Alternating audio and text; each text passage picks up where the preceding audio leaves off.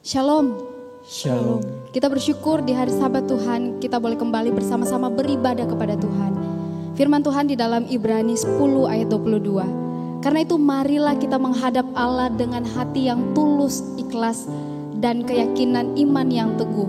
Oleh karena hati kita telah dibersihkan dari hati nurani yang jahat dan tubuh kita telah dibasuh dengan air yang murni. Mari bersama-sama kita bangkit berdiri. Kita mau memuji, memuliakan, mengagungkan Raja di atas segala raja. Raja yang bertahta di tempat yang tinggi. He is exalted.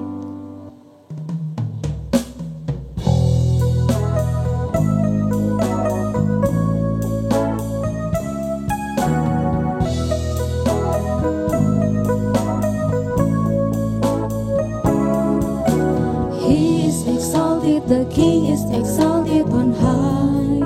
I will praise Him. He is exalted forever, exalted, and I will praise His name. He is the Lord, forever His rule shall reign. Heaven and earth rejoice in His holy name. He is exalted, the King is exalted on high. He is exalted, the King is exalted on high. I will praise Him. He is exalted forever, exalted, and I will praise His name.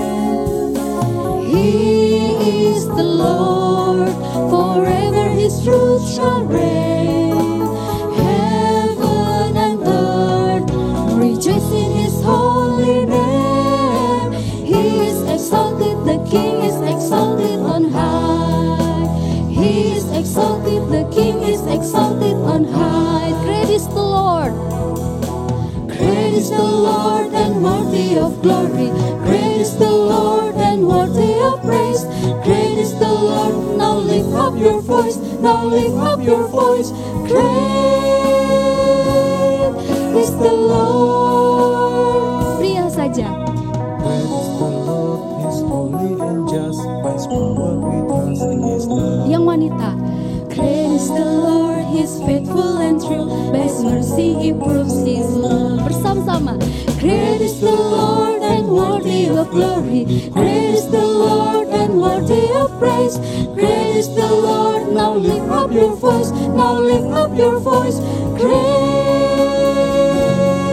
is the Lord. Great is the Lord. Great is the Lord. Great is the Lord and worthy of glory. Great is the Lord and worthy of praise. Great is the Lord. Now lift up your voice. Now lift up your voice. Great is the Lord. Great is the Lord.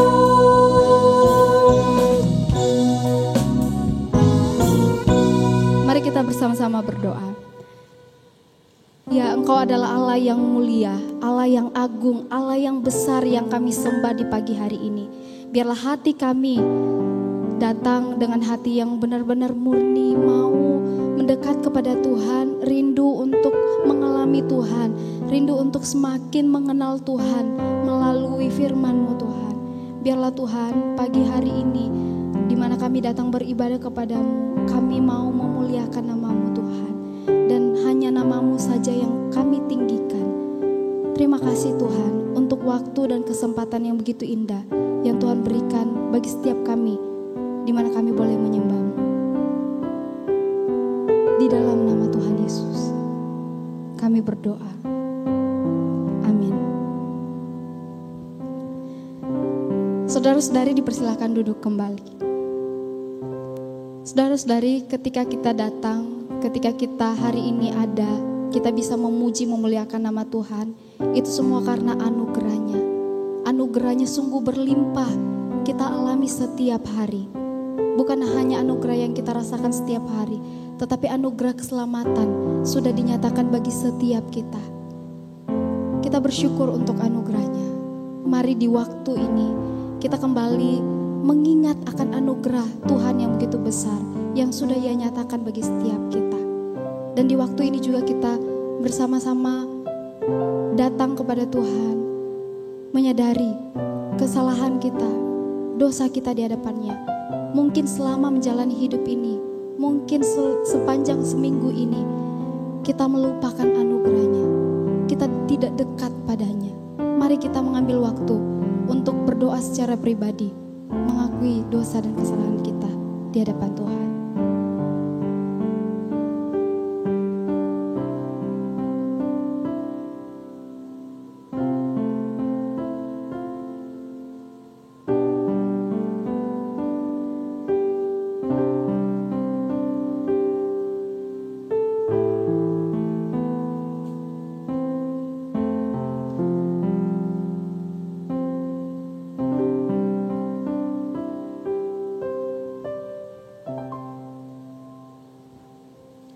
Firman-Nya di dalam Mazmur 51 ayat 4. Bersihkanlah aku seluruhnya dari kesalahanku dan tahirkanlah aku dari dosaku. Tuhan, inilah setiap kami yang kembali datang kepadamu Tuhan. Setiap minggu kami dibawa untuk mengaku dosa-dosa kami. Dan hari ini pun juga kami dibawa untuk bagaimana kami mengingat kembali anugerah Tuhan. Bagaimana kami mengaku dosa kami di hadapan Tuhan. Mungkin kami lupa akan anugerah-Mu. Kami berjalan sendiri. Kami mengikuti apa yang menjadi keinginan kami, bukan keinginan Tuhan. Kami menjadi sombong. Kami membanggakan diri kami, bukan membanggakan Tuhan di dalam hidup kami. Tuhan, ampuni kami Tuhan. Biarlah waktu yang Tuhan berikan untuk kami mengaku dosa tidak menjadi waktu yang sia-sia, tetapi waktu di mana kami benar-benar mau kembali kepada Tuhan, membuat komitmen untuk hidup memuliakan Tuhan. Kami bersyukur untuk waktu yang Tuhan berikan. Kami bersyukur untuk anugerah keselamatan yang Tuhan sudah berikan juga di dalam kehidupan kami. Bahwa kami Tuhan yang sudah ditebus, yang sudah diselamatkan untuk meninggalkan dosa-dosa. Dan kami hidup untuk memuliakan nama-Mu saja Tuhan. Terima kasih Tuhan, ini doa kami. Kami naikkan kepadamu, hanya di dalam nama Tuhan Yesus. Kami berdoa, amin. Karena kasih-Nya, Allah telah menyatakan karya keselamatannya bagi setiap kita. Bagaimanakah kita dapat membalasnya? Selain daripada hidup kita berikan untuk memuliakan namanya. Mari bersama-sama kita bangkit berdiri. Kita merespon karya keselamatan yang sudah dinyatakan bagi setiap kita dengan menyatakan penghormatan kita kepadanya. My tribute.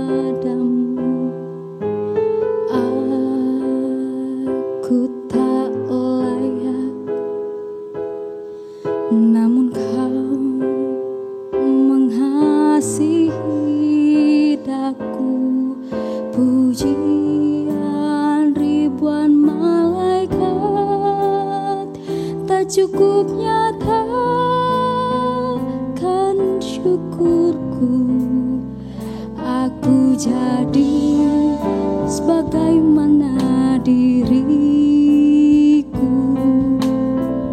Semua itu karya-Mu mulia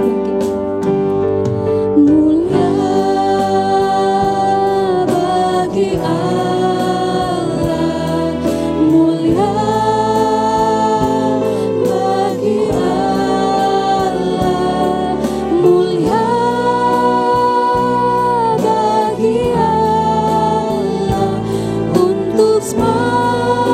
karya-Mu.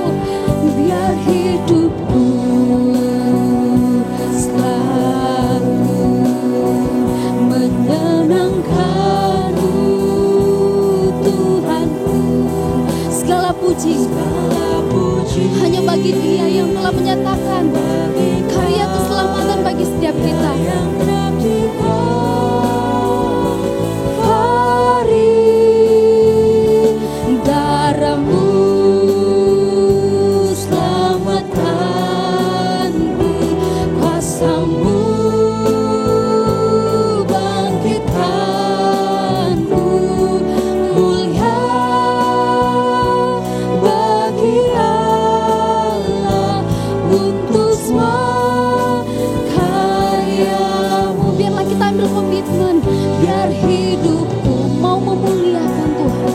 selalu memuliakan-Mu, Tuhanku. Segala puji bagi karya yang abdi Kalvari.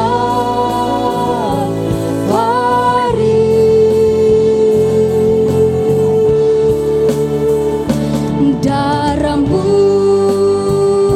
selamatkanku, kuasa-Mu bangkitkanku. Mulia bagi Allah untuk semua karya-Mu, untuk semua karya-Mu, untuk semua karya-Mu. Biarlah hidup kita selalu memuliakan Tuhan kita. Mari bersama-sama dengan tetap bangkit berdiri. Kita mau bersama-sama mengikrarkan iman kita dengan mengucapkan pengakuan iman rasuli. Aku percaya kepada Allah, Bapa yang Maha Kuasa, Khalik langit dan bumi, dan kepada Yesus Kristus, anaknya yang tunggal Tuhan kita, yang dikandung dari Roh Kudus, lahir dari anak darah Maria, yang menderita sengsara di bawah pemerintahan Pontius Pilatus, disalibkan, mati dan dikuburkan, turun ke dalam kerajaan maut. Pada hari yang ketiga, bangkit pula dari antara orang mati, naik ke surga, duduk di sebelah kanan Allah, Bapa yang Maha Kuasa. Dan dari sana Ia akan datang untuk menghakimi orang yang hidup dan yang mati. Aku percaya kepada Roh Kudus, gereja yang kudus dan am, persekutuan orang kudus, pengampunan dosa, kebangkitan tubuh, dan hidup yang kekal. Amin. Saudara-saudari dipersilakan duduk kembali. Saat ini kita akan bersama-sama mendengarkan kebenaran firman Tuhan. Ketika kita menjalani hidup ini, kadang-kadang kita mengalami kegelisahan, kekhawatiran akan hidup kita, akan masa depan kita. Tetapi percayalah ketika kita menjalani hidup ini bersama dengan Tuhan, maka Tuhan tidak akan membiarkan kita berjalan sendiri. Dia ada bersama-sama kita, bersamamu Bapa.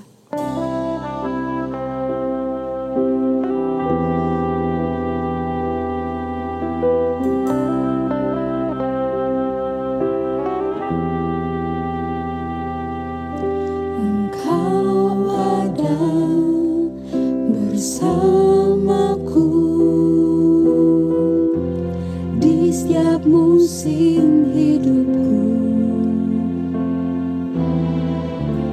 Tak pernah Kau biarkan ku sendiri.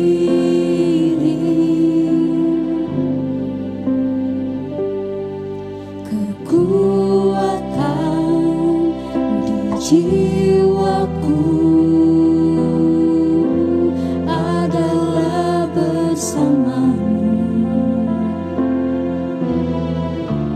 Tak pernah ku ragukan kasih-Mu.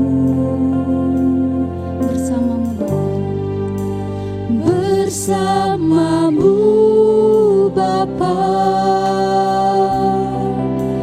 ku lewati semua perkenanan-Mu yang teguhkan hatiku. Engkau yang bertindak, memberi pertolongan. Anugerah-Mu besar melimpah bagiku. Dia yang selalu memberikan kita kekuatan. Biarlah setiap kita tidak pernah meragukan akan kasih-Nya. Kekuatan di jiwaku. Kekuatan di jiwaku adalah bersamamu.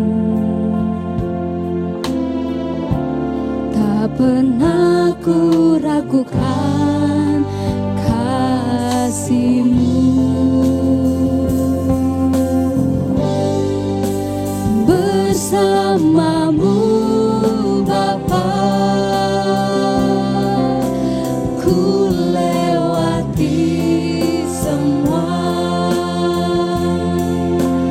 Perkenanan-Mu yang teguhkan hatiku. Engkau yang bertindak, memberi pertolongan. Anugerah-Mu besar melimpah bagiku. Bersama-sama bangkit berdiri, katakan, bersamamu Bapa, bersamamu Bapa, ku lewati semua. Perkenanan-Mu yang teguhkan hatiku. Engkau yang bertindak, memberi pertolongan.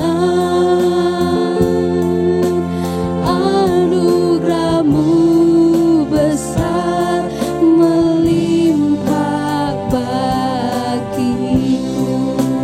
Anugerah-Mu besar, anugerah-Mu besar melimpah bagiku. Anugerah-Mu besar, anugerah-Mu besar melimpah bagiku.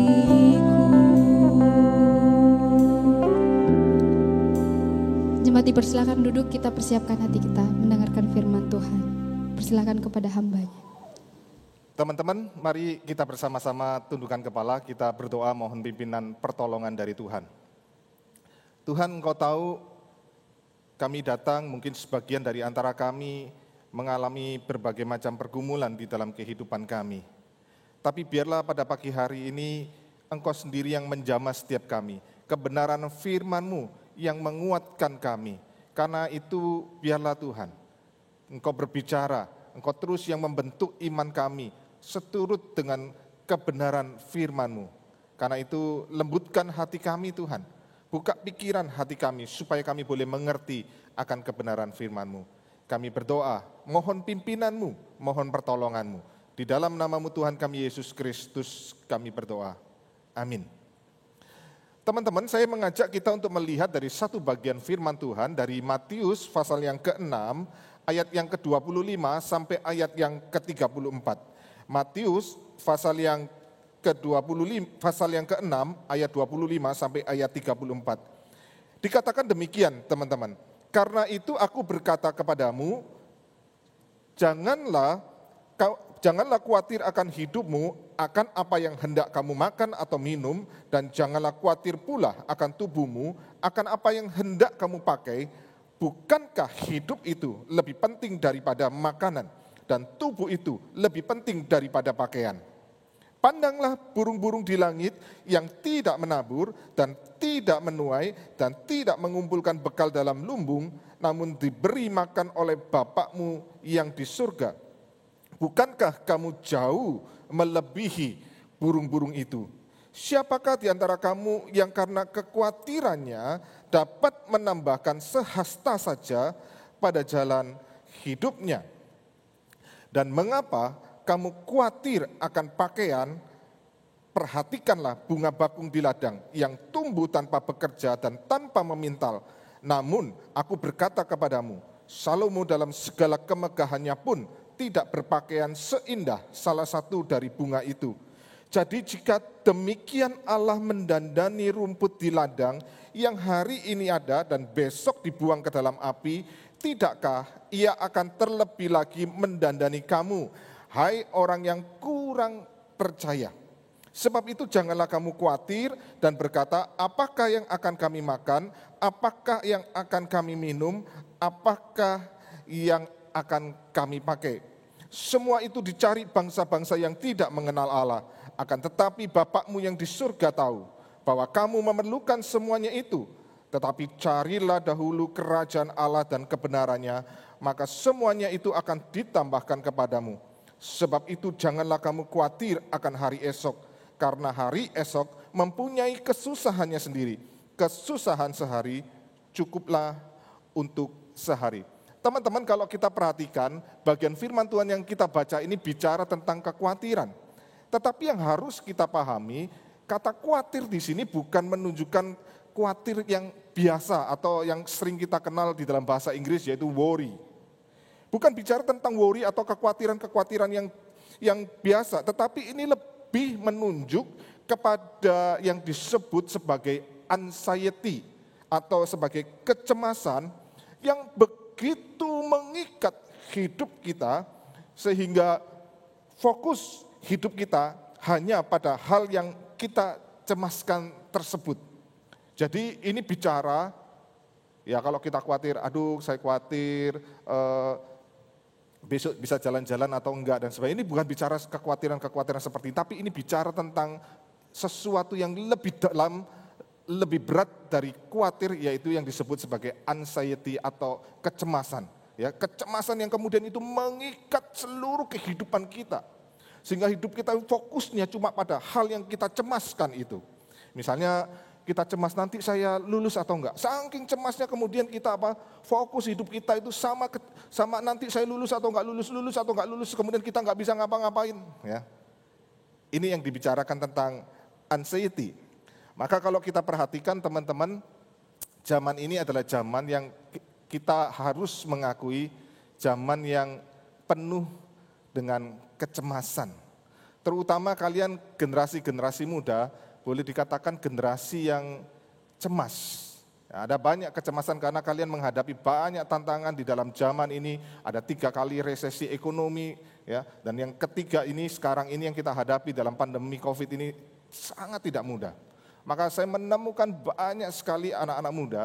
Dan kalau kita lihat di YouTube di mana-mana topik tentang anxiety atau kecemasan itu menjadi topik yang cukup banyak diperbincangkan. Generasi kalian, generasi muda adalah generasi yang saya katakan cemas atau anxiety. Nah, pertanyaannya begini teman-teman, mengapa sih kok kita itu sampai bisa terjebak di dalam kecemasan? Ya, kenapa kok kita bisa terjebak dalam kecemasan? Kalau kita perhatikan di dalam Matius pasal 6 ayat 32 dikatakan, semua itu dicari bangsa-bangsa yang tidak mengenal Allah. Akan tetapi Bapakmu yang di surga tahu bahwa kamu memerlukan semuanya itu. Semua itu dicari bangsa-bangsa yang tidak mengenal Allah. Ini menunjukkan kepada apa? Apa yang dicari oleh bangsa-bangsa yang tidak mengenal Allah? Maka ini berbicara tentang ambisi, motivasi hidup, tujuan hidup yang itu semuanya dipengaruhi oleh nilai-nilai daripada dunia ini. Yang dipengaruhi oleh nilai-nilai yang penuh dengan keberdosaan.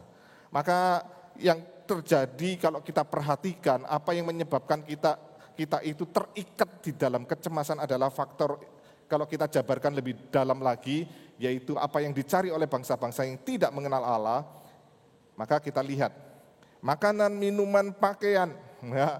Tapi perhatikan, persoalannya bukan sekedar makanan, minuman, pakaian. Nanti kita bisa kembangkan kepada hal-hal yang lain. Bukan sekedar itu, bukan bicara sebenarnya tentang kebutuhan hidup dasar. Tetapi kemudian ini lebih menunjuk kepada kehidupan yang bermewah-mewah. Kehidupan yang mementingkan kecantikan lahiriah, nanti kemudian kita melihat nanti ada hal-hal yang kita bisa lihat bersama. Maka saya memberi sebuah tema penting, yaitu apa? Yaitu apa yang menyebabkan kita itu jatuh di dalam kecemasan. gaya hidup. Gaya hidup. Gaya hidup yang bagaimana? Gaya hidup yang high. Gaya hidup yang mewah. Maka mau tidak mau di dalam zaman ini kita itu terus dipacu untuk membeli sesuatu, bukan lagi apa yang saya butuhkan, tetapi apa yang saya inginkan. Ini persoalan yang terjadi. Maka kalau kita perhatikan gampang sekali kita itu ganti-ganti HP, karena nanti setiap 6 bulan kita bisa ganti HP yang lebih bagus lagi, keluar lagi yang baru, kita beli lagi. Padahal banyak hal kita tidak butuhkan di dalam gadget kita atau handphone kita. Ada masih banyak hal yang kalau saya perhatikan, saya ini beli handphone saya kalau tidak salah tahun 2018. Tetapi sampai sekarang HP saya ini tetap masih banyak yang saya belum eksplorasi. Artinya banyak hal yang saya tidak butuhkan.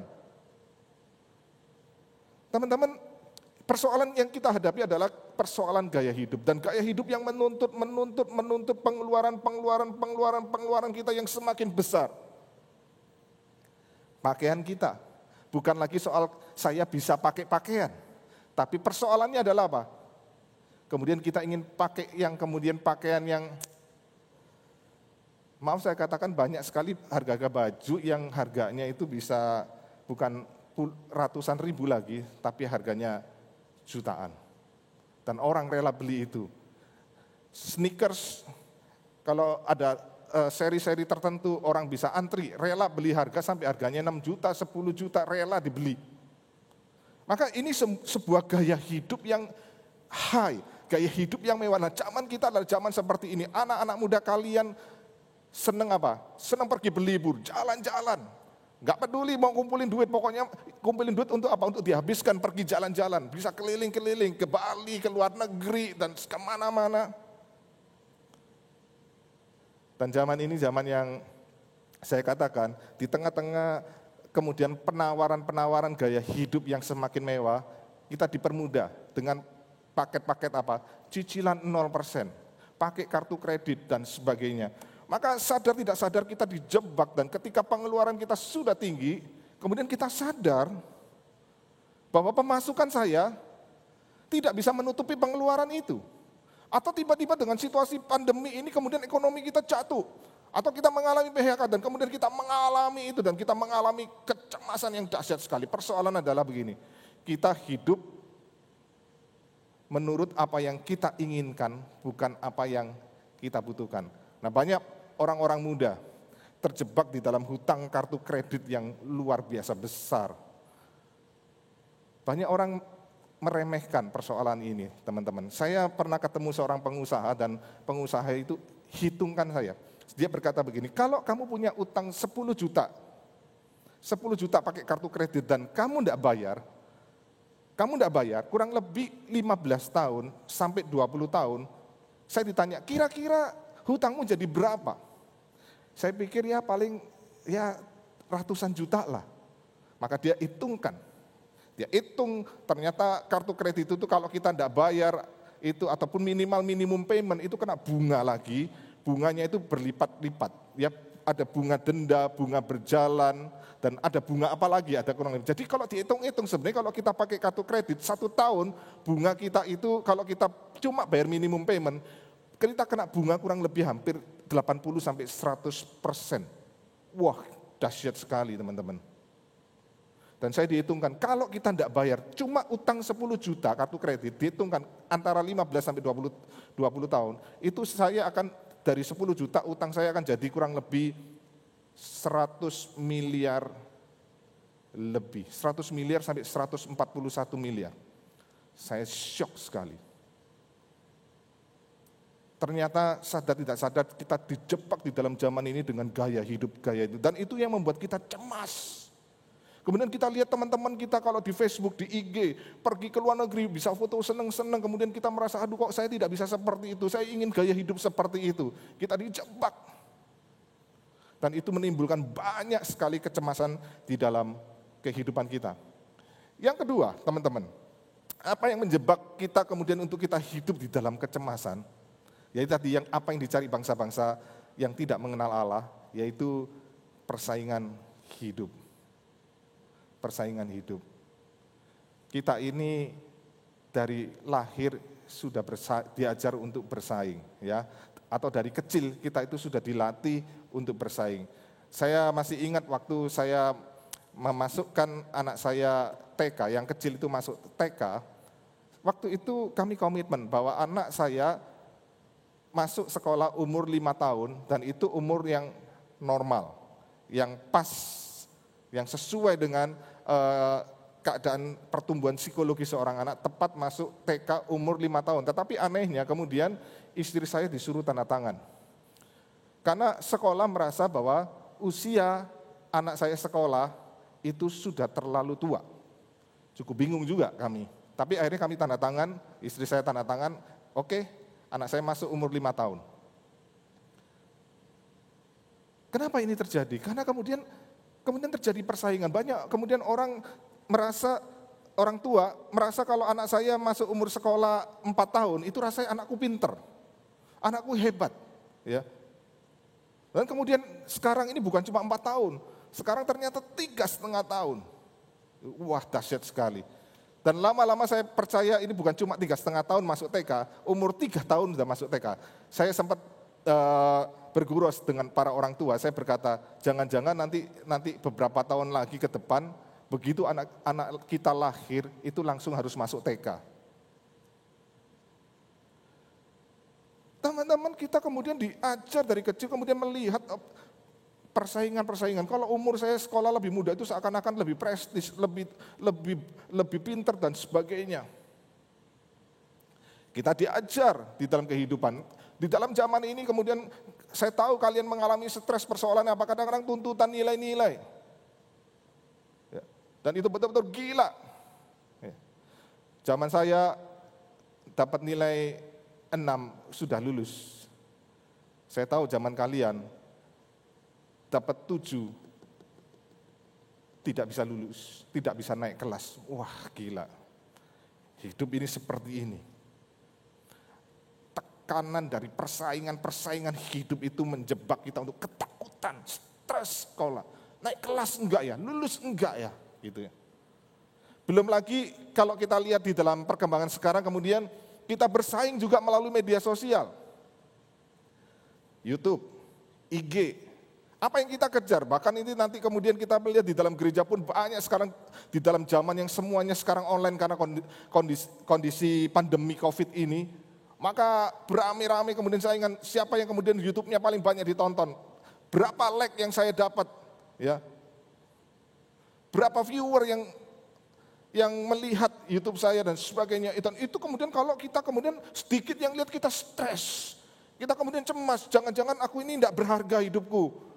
Hidupku ini kemudian tidak ada artinya karena sedikit yang menonton atau sedikit yang memberi like.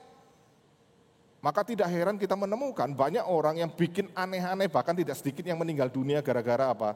Bikin foto Insta di tempat-tempat yang berbahaya, jatuh ke dalam jurang, meninggal, kecelakaan dan sebagainya. Demi apa? Supaya mendapat like yang begitu banyak. Bahkan ada seorang papa yang rela anaknya itu ditaruh di luar jendela, di dalam bahaya itu kemudian make foto selfie begitu ya. Untuk supaya dapat apa? Dapat like. Wah, ini kita menghadapi zaman yang gila. Dan persaingan itu membuat kita kemudian apa? Merasa kalau aku tidak berhasil, sedikit yang nonton, sedikit yang memberi like, hidupku itu tidak ada artinya, tidak ada harganya. Kemudian kita menjadi apa? Kita menjadi cemas akan kehidupan kita. Ada banyak hal yang kemudian kita bisa mengalami seperti ini. Termasuk cari pasangan hidup. Kadang-kadang lihat teman-teman kok sudah dapat pasangan, kemudian banyak yang mengalami kecemasan yang luar biasa karena belum dapat pasangan. Saya pernah mengunjungi seorang wanita dalam sebuah perkunjungan pastoral, saya dengan seorang rekan hamba Tuhan yang lain, dan kemudian waktu berkunjung ke rumah seorang wanita itu, dan tiba-tiba yang mengejutkan saya, wanita itu bertanya kepada saya, Pak Budi, sudah punya istri belum? Saya dengan polos jawab, saya sudah punya istri. Kemudian jawaban yang lebih mengejutkan begini, jadikan saya istrimu, enggak apa-apa deh saya di madu. Itu betul-betul saya syok, sejak itu saya ketakutan untuk mengunjungi rumah wanita itu. Karena apa dia? Dia mengalami bukan cuma stres tapi mengalami depresi karena cemas tidak dapat pasangan hidup. Kita diajar di dalam dunia ini kalau kamu tidak dapat pasangan hidupmu itu enggak baik. Kalau kamu tidak dapat pasangan hidupmu itu kemudian tidak sempurna dan sebagainya. Kemudian kita tertekan di dalam persaingan itu. Tetapi yang mengerikan di dalam jebakan akan kecemasan itu yaitu apa? Sebenarnya akarnya adalah apa? Hati yang tidak percaya kepada pemeliharaan Tuhan. Maka dikatakan itu yang dicari oleh bangsa-bangsa yang tidak mengenal Allah. Tidak mengenal Allah, artinya apa? Bangsa-bangsa yang tidak percaya kepada Tuhan. Maka kita cemas karena apa? Kita ini tidak lagi percaya Tuhan itu sanggup memimpin hidup kita. Tuhan yang sanggup mengontrol hidup kita. Kita mau kontrol hidup kita sendiri. Kita mau hidup kita ini kita kemudian atur. Kita tidak percaya Tuhan sanggup memelihara hidup kita. Maka yang terjadi kita begitu cemas. Dan itu kemudian menjadi sebuah akar yang menyebabkan kita mengalami banyak kecemasan di dalam kehidupan kita. Maka yang terjadi adalah teman-teman, waktu kita diikat di dalam kecemasan, apa yang terjadi di dalam kehidupan kita? Maka yang terjadi adalah kecemasan yang tidak dapat diatasi dengan baik akan menimbulkan problem kejiwaan, masalah kejiwaan, atau yang seringkali disebut sebagai anxiety disorder. Saya menemukan ada seorang pemudi, mamanya datang ke dalam gereja kebaktian bawa anaknya dan pingin didoakan karena anaknya mengalami kecemasan. Kenapa dia mengalami kecemasan ini sampai begini? Si anak itu, anak perempuan muda ini atau pemudi ini, kalau di tengah-tengah orang banyak tiba-tiba bisa kejang, bisa gemetar, bisa kayak orang kena serangan jantung. Terkena panik attack karena dia merasa nggak aman di tengah-tengah orang banyak karena cemas. Dirinya dilihat jelek lah, macam-macam gitu. Kecemasan yang dahsyat sekali. Ada orang yang mengalami panik attack. Ya. Keringat dingin, sesak nafas, ya sakit kepala. Ada banyak hal yang kemudian itu terjadi. Itu bisa menimbulkan problem kejiwaan dan tidak sedikit orang yang mengalami kecemasan yang kemudian tidak bisa diselesaikan itu masuk ke dalam tahap depresi dan tidak sedikit pula yang kemudian mau bunuh diri.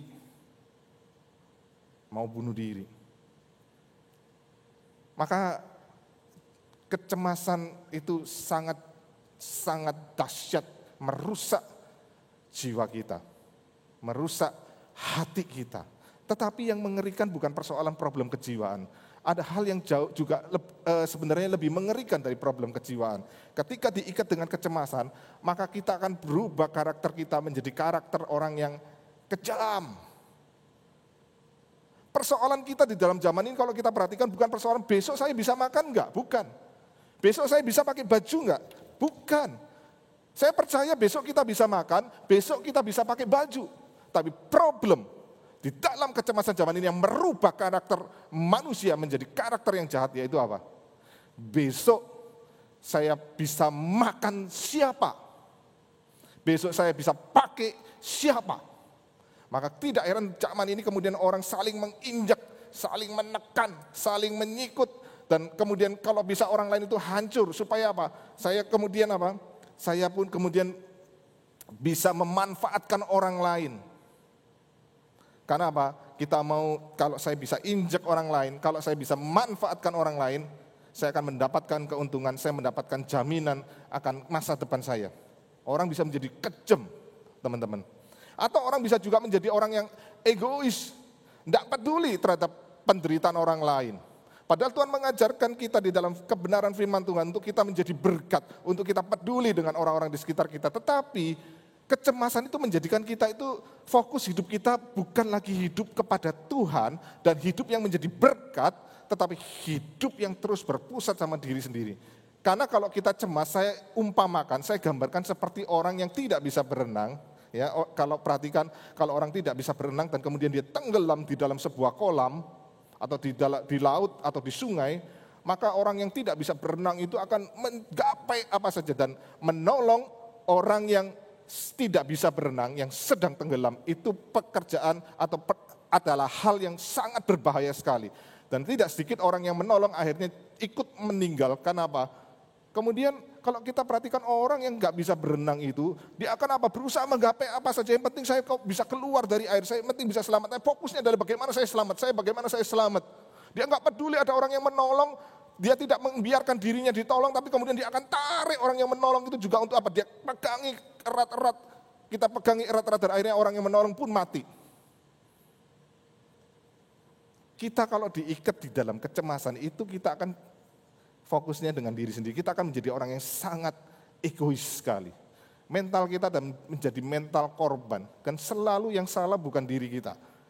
Tetapi yang salah itu selalu akan orang lain, keadaan, dan siapapun. Dan kita akan selalu menganggap diri kita yang benar.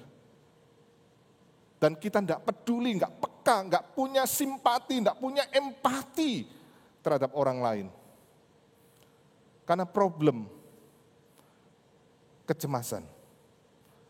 Mengerikan, kecemasan bukan, kalau saya berkata, kalau kita terganggu kejiwaan kita, masih bisa diberi obat. Tapi kalau itu sudah merusak karakter kita, obatnya apa? Tidak ada obatnya. Maka hidup kita adalah hidup yang kemudian akan menyakiti orang-orang yang di sekitar kita. Teman-teman, ini yang terjadi. Dan yang terjadi adalah di dalam kehidupan yang penuh kecemasan, kita akan bertumbuh menjadi seorang ateis Kristen. Nah ini ya, saya sering melihat banyak orang yang percaya, ya Tuhan, aku percaya Tuhan Yesus, tetapi di dalam kehidupannya tidak ada Tuhan di situ. Seluruhnya berpusat pada cara hidup menurut pikirannya sendiri, menurut cara hidupnya sendiri, dan tidak ada Tuhan yang terlibat di sana. Maka sebenarnya banyak orang yang mengaku dirinya Kristen, tapi sebenarnya ateis. Kehidupannya tidak bedanya dengan orang yang nggak percaya Tuhan. Karena apa? Karena tidak mengizinkan Tuhan hadir di situ. Kita percaya kepada cara kita sendiri, bukan caranya Tuhan. Maka ini yang kemudian terjadi ketika kita diikat dengan kecemasan atau anxiety.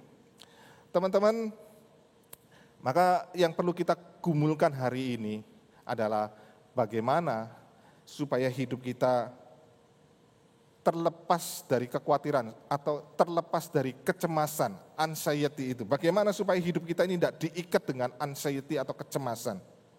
Maka beberapa hal yang kita lihat di dalam Matius pasal 6 ini, prinsip-prinsip yang begitu indah. Yang pertama teman-teman, kita harus mempunyai kesadaran bahwa hidup kita lebih daripada makanan, minuman, dan pakaian. Ataupun mungkin kita bisa kembangkan dengan yang lain-lain, ya. Lebih daripada gadget, lebih daripada pergi berlibur, lebih ya, daripada mungkin mencari pacar. Bukan berarti saya ngomong, nggak usah cari pacar, bukan. Tapi kadang-kadang itu menjadi berhala kita. Tuhan berkata hidup kita itu lebih berharga. Lebih berharga. Tuhan ngomong burung yang tidak menabur, tidak menuai, bisa makan. Bunga bakung tidak memintal, tapi punya keindahan. Bahkan bunga rumput itu yang tidak berharga, tapi kalau dia tumbuh bunganya itu sangat indah. Bahkan pakaian Salomo yang begitu indah, tidak ada apa-apanya dibandingkan keindahan dari sebuah bunga rumput. Maka teman-teman, Tuhan mau ngomong sebagai prinsip penting yaitu apa? Hidup kita lebih berharga. Lebih berharga daripada pakaian, lebih berharga daripada makanan. Kalau binatang aja Tuhan itu sampai bisa pelihara karena Tuhan itu anggap begitu berharga, apalagi kita. Kita ini orang yang Tuhan kasihi, yang Tuhan itu rela mati untuk kita. Yang Tuhan itu menganggap kita itu berharga. Tuhan itu di dalam anugerahnya menempatkan kita seperti biji matanya. Kalau Tuhan menganggap kita begitu berharga, sampai dia pun rela mati, kalau dia sampai rela datang ke dalam dunia, mati di atas kayu salib menebus dosa kita. Sampai rela menderita itu, masa Tuhan tidak mau memimpin kehidupan kita? Masa Tuhan tidak akan kemudian menyertai hidup kita? Enggak. Tuhan pasti menyertai. Mati aja untuk kita dia rela. Anugerahnya itu penting sekali. Waktu kita memahami anugerah Tuhan, waktu kita melihat anugerah Tuhan, waktu kita melihat kasih Tuhan, waktu kita melihat kebaikan Tuhan dalam hidup kita, maka engkau akan tahu, hidupmu itu tidak akan pernah berjalan sendiri. Maka engkau akan tahu, hidupmu itu Tuhan selalu menyertai. Teman-teman, ini sebuah kesadaran penting. Kadang-kadang kita terjebak dengan harga diri. Kita ingin dilihat di IG kita menjadi orang yang terkenal, kita ingin jadi populer, kita ingin di TikTok itu kemudian kita dapat like yang begitu banyak, seakan-akan kalau saya mendapatkan itu hidup saya berharga. Enggak loh teman-teman, enggak. Hidup kita ini di dalam Tuhan sudah begitu berharga dan kita tidak perlu mencari-cari lagi. Saya bukan berarti berkata, oh kita tidak boleh main IG, kita nggak boleh main Facebook, kita nggak boleh main TikTok. Bukan. Tetapi saya ingin berkata, bukan itu yang menentukan harga diri kita. Tapi anugerah Tuhan itulah yang sudah membuat diri kita itu berharga. Maka engkau nggak perlu cemas di dalam kehidupanmu. Engkau nggak perlu takut di dalam kehidupanmu, karena Tuhan itu mengasihi engkau dan saya. Dia selalu akan menyertai dan memimpin kehidupanmu dan kehidupan saya. Teman-teman, kita harus sadar yang kedua, yaitu kecemasan itu tidak membuat hidup kita akan jadi produktif, tidak menjadikan hidup kita lebih baik. Maka kalau kita baca ayat 27, apakah kalau dengan kita khawatir ya, siapakah di antara kamu yang karena kekhawatirannya dapat menambahkan sehasta saja pada jalan hidupnya? Artinya apa? Artinya kecemasan tidak akan menambahkan apa-apa dan tidak membuat kita hidup lebih baik, malah lebih buruk. Kita tidak bisa ngapa-ngapain.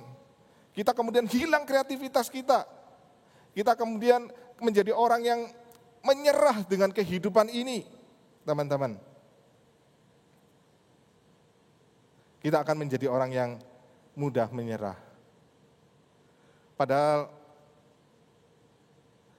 kalau kita hidup di dalam kesadaran bahwa hidup ini kalau saya cemas saya tidak menambahkan apa-apa dan saya tidak lagi diikat dengan kecemasan, maka engkau akan menghadapi banyak tantangan hidupmu itu dengan bisa lebih berpikir kreatif, berpikir lebih luas. Engkau bisa menemukan solusi-solusi, engkau bisa lebih peka mendengarkan suara Tuhan, apa yang Tuhan mau. Maka persoalan kita mengalahkan kecemasan adalah kemudian ini adalah sebuah peperangan pikiran kita, ya. Peperangan dari pikiran dan betul-betul cara mengatasi kecemasan dan melepaskan diri dari kecemasan, engkau harus betul-betul menanamkan di dalam pikiranmu pikiran-pikiran yang benar. Kesadaran hidup kita berharga. Kesadaran bahwa kecemasan tidak menjadikan hidup kita itu menjadi lebih baik. Tidak, teman-teman.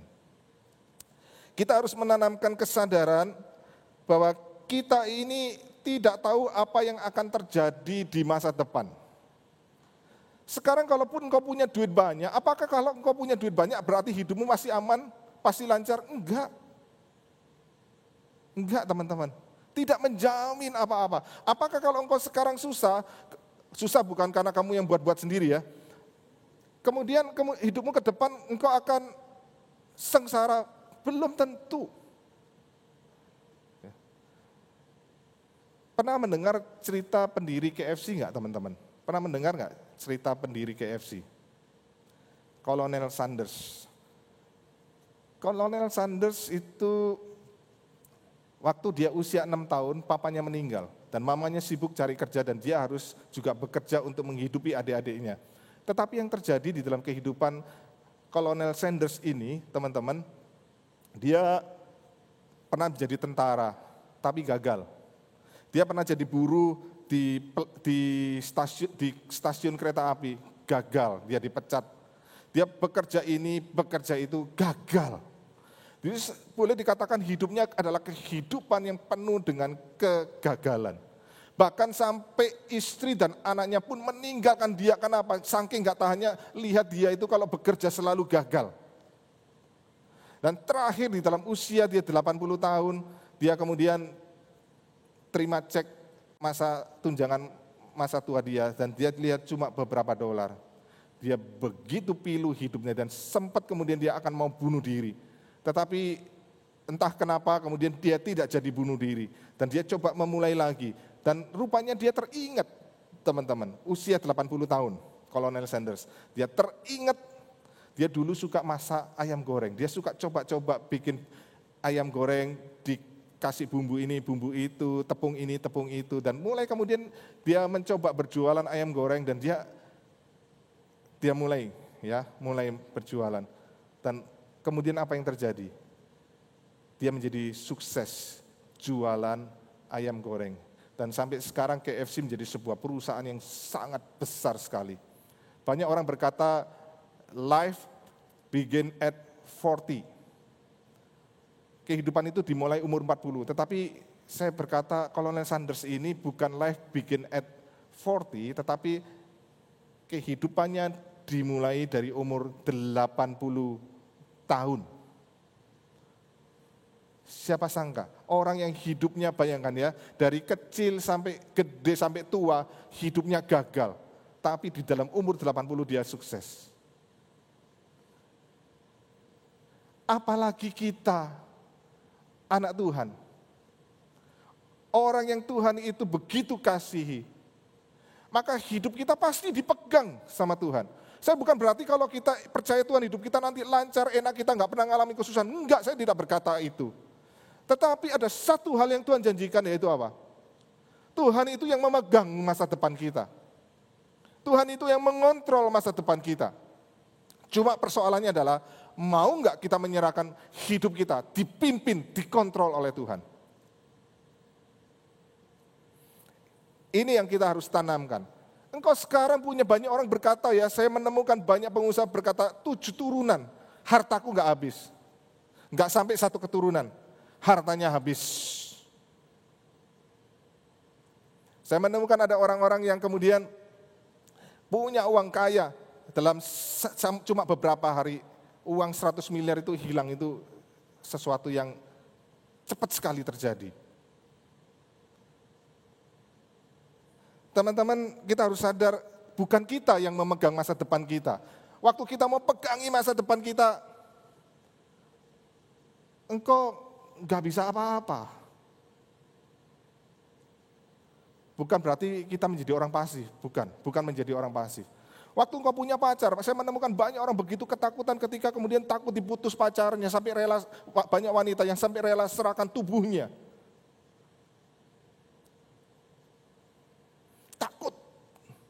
Takut. Padahal kita tidak perlu takut. Tuhan itu akan berikan yang terbaik untuk kita, pasangan itu. Kalau kita tahu pasangan kita tidak baik, ngapain dipaksain?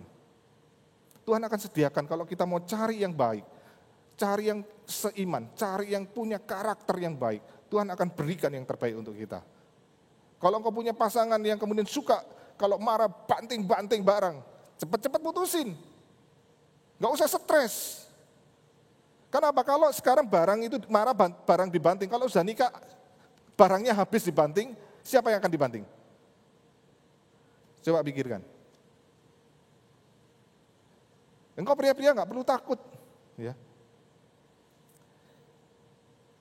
Jangan merasa kemudian, wah aku wajahku jelek dan sebagainya. Enggak.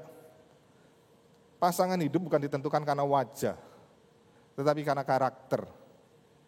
Kalau engkau punya kecantikan di dalam karakter, saya menemukan banyak orang yang nggak cantik, nggak ganteng, tapi punya pasangan hidup dan baik kehidupan mereka.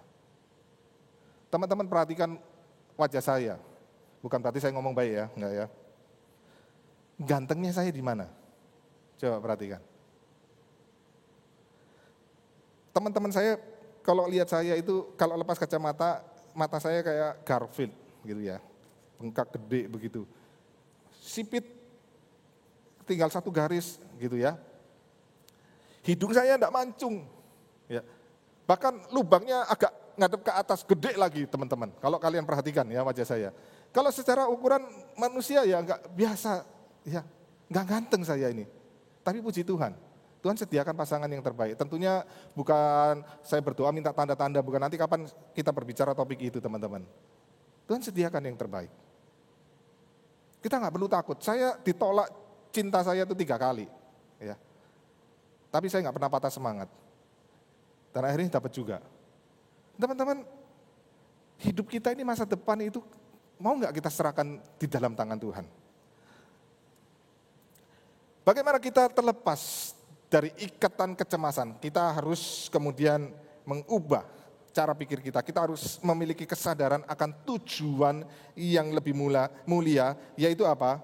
Kerajaan Allah dan kebenarannya. Maka dikatakan carilah dahulu kerajaan Allah dan kebenarannya, maka semuanya itu akan ditambahkan kepadamu. Ini prinsip yang sangat penting. Cari dahulu kerajaan Allah. Bagaimana cari kerajaan Allah? Bagaimana cari kebenarannya? Kadang-kadang kita berpikir muluk-muluk, enggak. Yang paling simpel adalah apa? Bagaimana hidupmu, apa yang Tuhan percayakan kepadamu, kerjakan sebaik mungkin. Kerjakan sebaik mungkin. Kalau engkau sekolah, kerjakan sekolahmu sebaik mungkin. Kalau engkau merasa salah jurusan, kerjakan itu sebaik mungkin, karena tidak ada yang salah. Waktu engkau kerjakan itu, tidak ada sesuatu yang tidak berguna. Waktu engkau bekerja, kerjakan yang terbaik. Perlengkapi dirimu dengan banyak hal. Ya. Tujuannya apa? Bukan supaya saya gampang cari duit, bukan. Supaya ketika saya nanti bisa berkarya, saya bisa bekerja, dan saya boleh melihat di situ anugerah Tuhan yang begitu luar biasa dalam hidup saya. Hidup saya mau dipakai untuk menjadi berkat. Kalau engkau jadi orang kaya, engkau dipakai menjadi orang kaya yang kemudian menjadi berkat. Karena engkau menyadari bahwa semua itu adalah anugerah dari Tuhan Yesus. Tapi persoalannya jangan pikirkan nanti saya kaya dulu dan sebagainya, enggak. Teman-teman, kerjakan apa yang ada di depanmu sebaik mungkin. Ada banyak hal yang akan Tuhan pimpin. Waktu engkau kerjakan itu sebaik mungkin. Ada banyak hal yang engkau akan terkejut nanti di depan. Oh, ternyata semuanya itu tidak pernah sia-sia. Tetapi itu akan sia-sia waktu hidup kita tidak kita kerjakan dengan sebaik-baiknya. Tuhan itu waktu memberikan anugerahnya, ada banyak hal di dalam kehidupan ini yang Tuhan anugerahkan kepada kita, dan kita tidak kerjakan dengan sebaik mungkin. Itu Tuhan akan tuntut pertanggungan jawab dari kita. Eropa menjadi sebuah kekuatan ekonomi yang sangat luar biasa. Kalau kita teliti dengan baik di dalam sejarah, kita akan menemukan gerakan reform yang dipelopori oleh Johannes Calvin, itulah yang kemudian menjadikan negara-negara Eropa berkembang menjadi negara-negara yang makmur, yang kemudian secara ekonomi berkembang sangat luar biasa. Ada 4 prinsip penting, ya, 4 prinsip penting yang Johannes Calvin ajarkan kepada kita. Yang pertama adalah tidak terikat oleh harta benda, ya, tidak terikat oleh harta benda. Yang kedua adalah hidup yang merasa cukup dan puas. Ini ajaran firman Tuhan di dalam doa Bapa kami, berikanlah kami pada hari ini makanan yang kami yang secukupnya. Maka teman-teman kalau kita perhatikan, ini prinsip mengajarkan kita apa? Kita puas. Maka kalau kita tidak terikat dan kita puas, kemudian yang ketiga adalah kemudian pertanggungjawaban. Sadar bahwa satu saat Tuhan akan minta itu pertanggungjawaban dari kita. Apa yang Tuhan percayakan dalam hidup kita. Yang keempat adalah kerajinan. Bagaimana anak-anak Tuhan itu mengerjakan dengan sungguh-sungguh apa yang dipercayakan. Maka 4 prinsip ini menjadikan orang-orang Kristen itu hidupnya bukan hidup berfoya-foya, bermewah-mewah. Bukan saya berarti berkata kita tidak boleh punya mobil Mercy, bukan. Tetapi adalah kemudian kita perlu di dalam hidup ini belajar apa? Bukan apa yang saya mau, bukan apa yang saya inginkan, tetapi apa yang saya butuhkan. Dan saya puas. Kalau bicara kepuasan, kita tidak akan pernah puas, teman-teman. Mungkin kalau sekarang kita tidak bisa punya sepeda motor, kita naik sepeda, mungkin kita merasa, waduh sehat ya sepeda. Tapi kalau kita punya uang lebih, kita bisa beli sepeda motor, kita akan merasa apa? Aduh naik sepeda, bikin capek, bikin pinggang, bikin pinggul kita sakit. Wah kalau begitu beli motor aja. Setelah punya motor kita merasa senang. Waduh enak ya kemana-mana bisa cepet, ya, bisa lancar, nggak capek. Tetapi waktu kita punya uang lebih untuk bisa beli mobil, kita akan apa? Kita merasa motor itu sangat mengganggu kita. Kenapa? Kalau hujan kita kehujanan harus pakai jas hujan dan sebagainya. Kalau panas kita kepanasan, maka kita berkata, aduh enak ya kalau beli mobil. Setelah kita beli mobil, mungkin kita beli mobil yang nggak terlalu mahal, kita merasa apa? Seneng, aduh enak ya dan sebagainya. Tapi waktu kita punya uang lebih lagi, beli mobil yang lebih mewah lagi, kita akan merasa apa? Mobil yang saya punya sekarang itu nggak enak. Setelah saya punya uang untuk bisa beli mobil mewah dan saya beli mobil mewah, saya senang lagi. Tapi ketika saya punya uang lebih lagi, saya merasa mobil mewah saya nggak enak lagi. Mau beli apa? Mungkin beli helikopter, karena mobil masih kejebak macet dan sebagainya, apalagi kalau di Jakarta.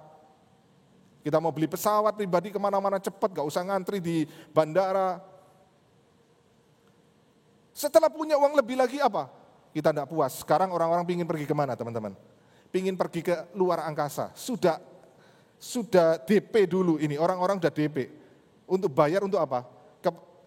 Untuk bisa pergi ke luar angkasa. Setelah pergi keluar angkasa saya nggak tahu lagi, punya duit lagi mau kemana. Maka kita ini hati manusia, kita harus sadar kita tidak pernah puas. Tidak pernah puas. Dan itu yang membuat hidup kita banyak kecemasan. Teman-teman, kita harus menanamkan tujuan hidup kita bukan untuk itu. Tujuan hidup kita adalah bagaimana hidup di kita dipakai mengerjakan rencana Allah. Kita yang sudah diberkati, kita sudah diberi anugerah oleh Tuhan kita. Kita sudah dikasih oleh Tuhan Yesus. Maka Tuhan mau hidup kita penuh dengan ucapan syukur, mengerjakan apa? Bagaimana hidup kita ini kita akan kerjakan sebaik mungkin. Bagaimana hidup kita itu nanti dipakai untuk menjadi berkat bagi orang-orang di sekitar kita, bahkan bagi banyak orang. Untuk apa? Untuk nama Tuhan ditinggikan dan dipermuliakan. Itulah yang membuat hidup kita berharga. Bukan seberapa banyak engkau punya. Seberapa banyak engkau punya, tapi seberapa banyak hidupmu boleh dipakai untuk menjadi berkat, untuk kemuliaan nama Tuhan. Mari kita tundukkan kepala, kita berdoa. Kami sadar Tuhan, hidup kami ada begitu banyak kecemasan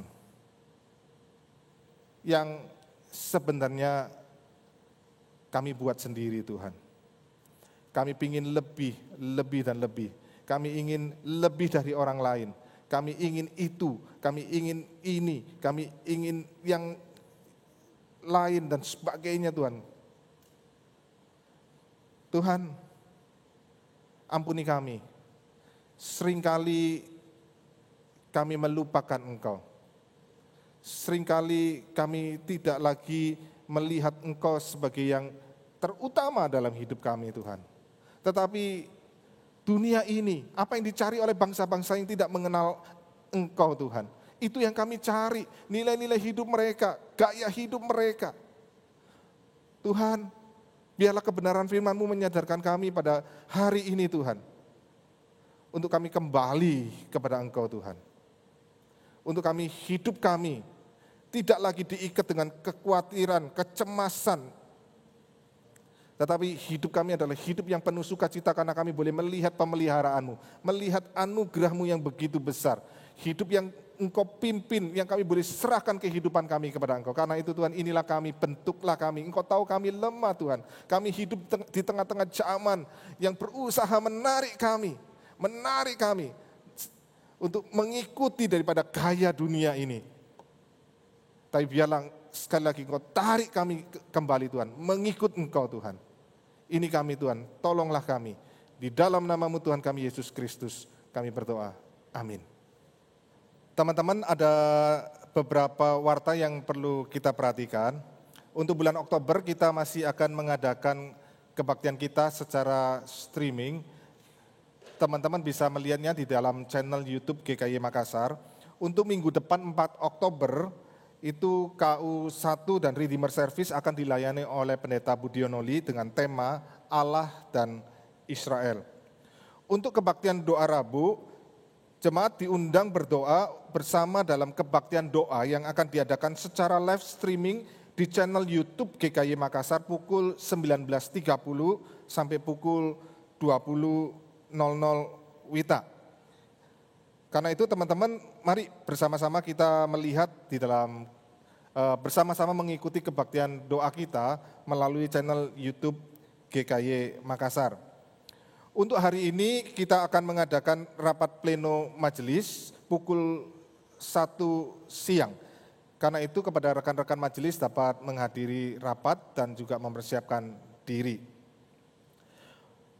Untuk perjamuan kudus, kita sudah 6 bulan ya tidak melakukan perjamuan kudus, maka minggu depan tanggal 4 Oktober kita akan bersama-sama mengadakan perjamuan kudus. Perjamuan kudus kita akan lakukan 2 kali teman-teman, yaitu di dalam KU1 pukul 7.30. Dan perhatikan teman-teman, kalau setelah kebaktian 1 itu selesai, nanti kalau teman-teman mau ikut perjamuan kudus kemudian ikutin rekamannya, itu tidak ada perjamuan kudus di situ. Jadi kita akan bersama-sama mengadakan perjamuan kudus di dalam kebaktian 1 pukul 7.30. Nanti perjamuan kudus yang kedua waktu Redeemer Service pukul 10. Jadi nanti kita melakukannya itu bersama-sama. Kalau selama ini saya tahu teman-teman ada yang kebaktian itu misalnya kebaktian 7.30 tapi ikutnya nanti jam 9 atau yang 10 kemudian ikutnya jam 11 atau setengah 12. Nah nanti minggu depan itu tidak bisa seperti itu. Waktu perjamuan kudus betul-betul 7.30 dan pukul 10. Setelah itu tidak ada perjamuan kudus.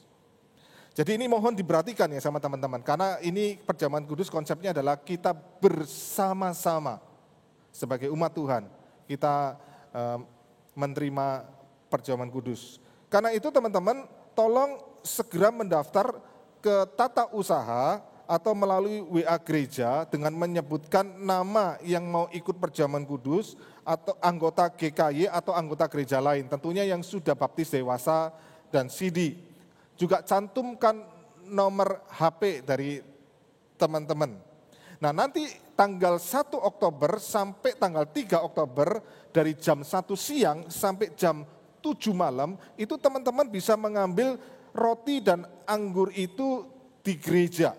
Ambilnya di gereja ya, jadi nanti teman-teman ambilnya nanti masuk pintu masuk, putar ke lapangan, kemudian berputar menuju pintu keluar, gerbang pintu keluar, nanti di gerbang pintu keluar itu akan dibagikan. Tujuannya supaya kalau nanti terjadi cukup banyak yang ambil, tidak terjadi antrian. Dan pengambilan, teman-teman tolong diperhatikan, boleh diwakilkan oleh salah satu anggota keluarga atau diwakilkan oleh sopir. Tetapi tidak boleh diwakilkan dengan Grab, Gojek, Ojek, atau yang pokoknya yang online ya, ojek online atau taksi online itu kita tidak melayani. Jadi diwakilkan boleh salah satu anggota keluarga atau supir. Untuk informasi yang lebih detail lagi, teman-teman dapat melihatnya di dalam e-warta kita. Berita hamba Tuhan, GI Marcelina akan menyelesaikan pelayanannya di GKY Makassar per 30 September 2020. Jadi GI Marcelina ini sudah melayani di kita selama 2 tahun. Dan memang GI Marcelina harus meninggalkan GKY Makassar melayani di Jakarta karena nanti GI Marcelina akan menikah dan bersama-sama dengan pasangan akan melayani di Jakarta. Ya. Saya persilakan GI Marcelina dapat maju ke depan.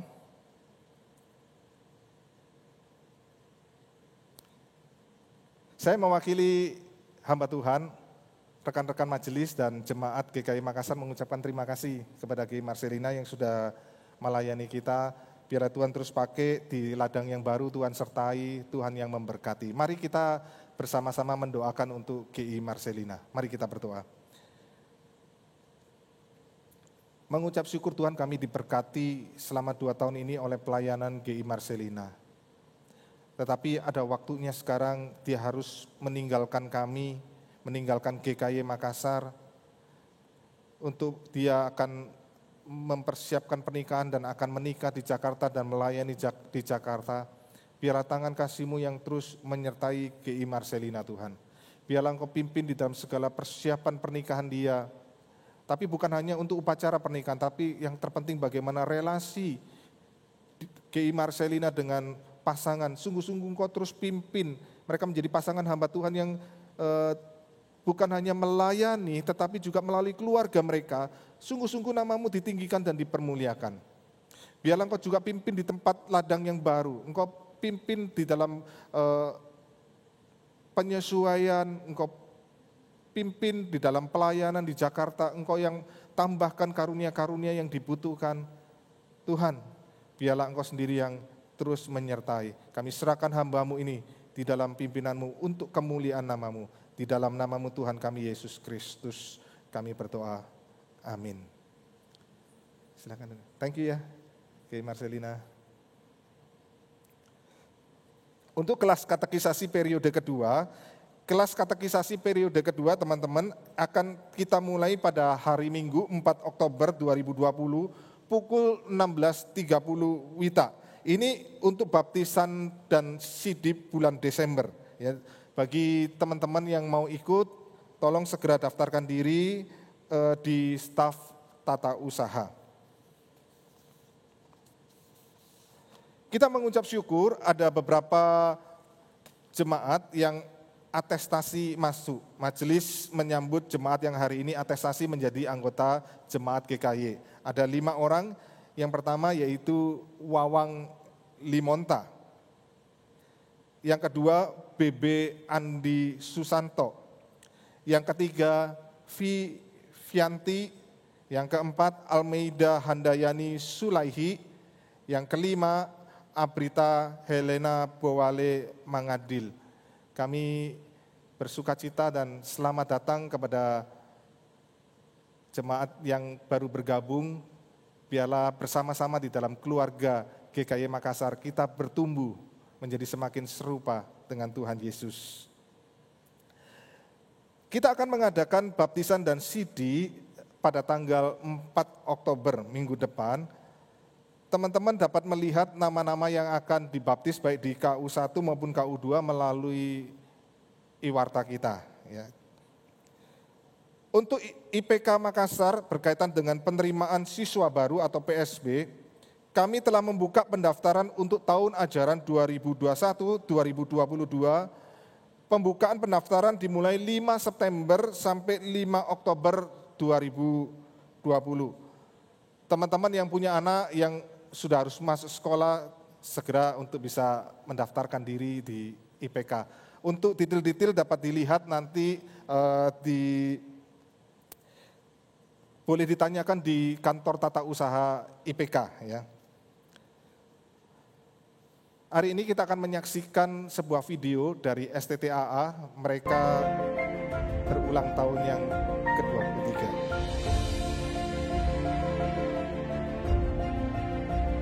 Saya ke Singkawang. Saya akan ke Lubuk Linggau. Saya ke Jambi. Pangkal Pinang di Bangka Belitung. Semarang. Saya ke Surabaya. Saya ke Bali. Bandung, Jawa Barat. Saya di Jakarta. Kami bersyukur karena Tuhan telah memakai banyak orang untuk menolong kami menyelesaikan perkuliahan kami. Terima kasih. Terima kasih. Terima kasih. Terima kasih. Terima kasih. Terima kasih. Terima kasih. Terima kasih. Terima kasih. Terima kasih. Terima kasih. Terima kasih. Terima kasih.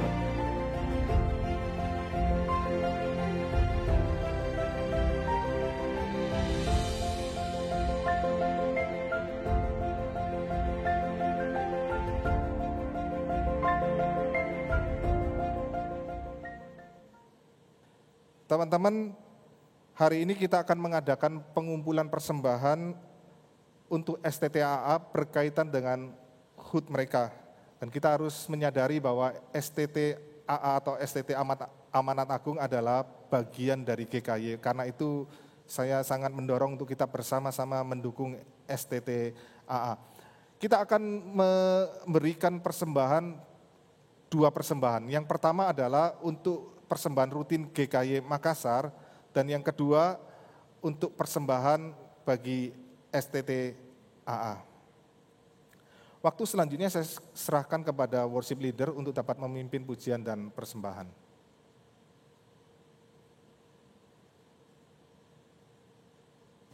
Saat ini kita akan bersama-sama memberikan persembahan kita yang terbaik untuk Tuhan. Sambil persembahan kita berikan, kita naikkan pujian Standing on the Promises. Biarlah kita berdiri teguh di atas janjinya.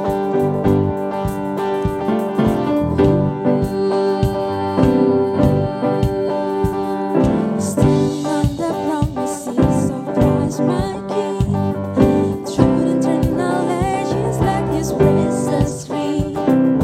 Glory in the highest, I will shout and sing. I'm standing on the promises of Bersama-sama standing on the promises. Standing on the promises that cannot fail. When the holy storms of doubt and fear assail, by the living word of God I shall prevail. Oh, standing on the promises of God. Standing, standing, standing, standing on the promises of God my Savior. Standing, standing, standing on the promises of God. Standing, standing, standing, standing on the promises of God my Savior. Standing, standing, standing on the promises of God. Saudara-saudari yang ada di rumah, mari bersama-sama kita bangkit berdiri. Kita naikkan pujian ini secara bersaut-sautan. Saudara-saudari bisa mengikuti saya. Standing on the promises, standing on the promises, Standing on the promises. standing on the promises, standing on the promises, standing on the Bersama-sama. promises, Standing on the promises of God. Sekali lagi.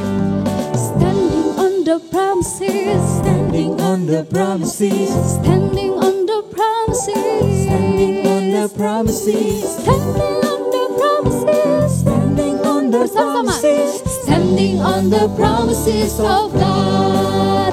Yes, I'm standing, standing, standing on the promises of God, my Savior. Standing, standing, standing on the promises of God.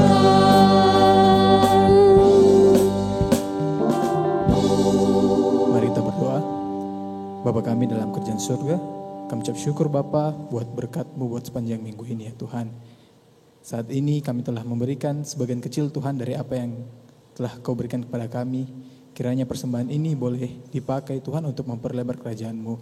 Dan biarlah Engkau terus mengingatkan kami ya Tuhan, bahwa bukan benda mati ini saja yang buat persembahan padamu ya Tuhan, tapi biarlah diri kami menjadi persembahan yang hidup, yang berkenan padamu ya Tuhan. Terima kasih. Inilah doa yang kami panjatkan hanya di dalam nama Tuhan Yesus Kristus kami berdoa. Amin. Masih tetap bangkit berdiri. Biarlah segala kemuliaan hanya bagi Tuhan.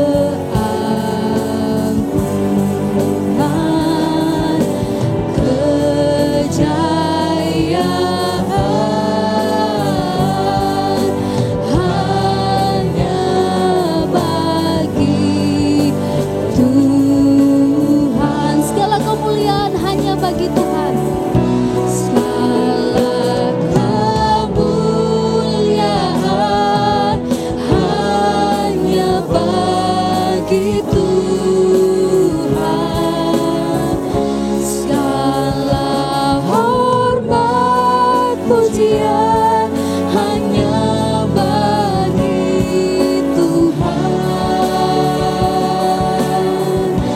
Kuasa dan kemuliaan hanyalah bagi Tuhan. Segala kemuliaan, keagungan,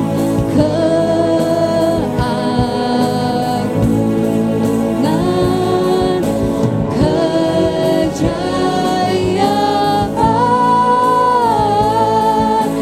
hanya bagi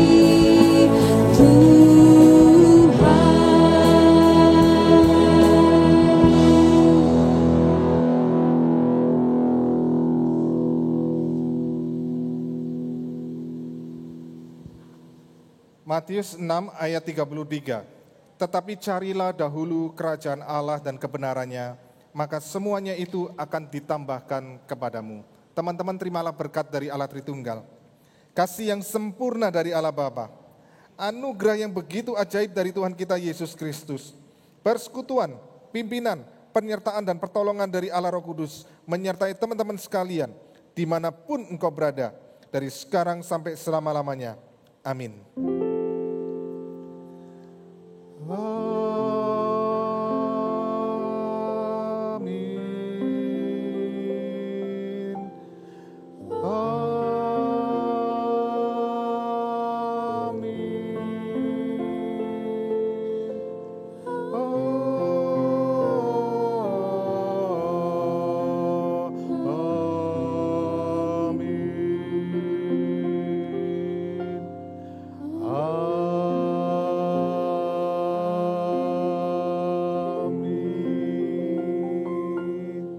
Teman-teman dipersilakan duduk. Sebentar kita akan menyaksikan persembahan pujian dari pengurus Korem. Bagi teman-teman yang belum menyelesaikan persembahan, dapat menyelesaikannya.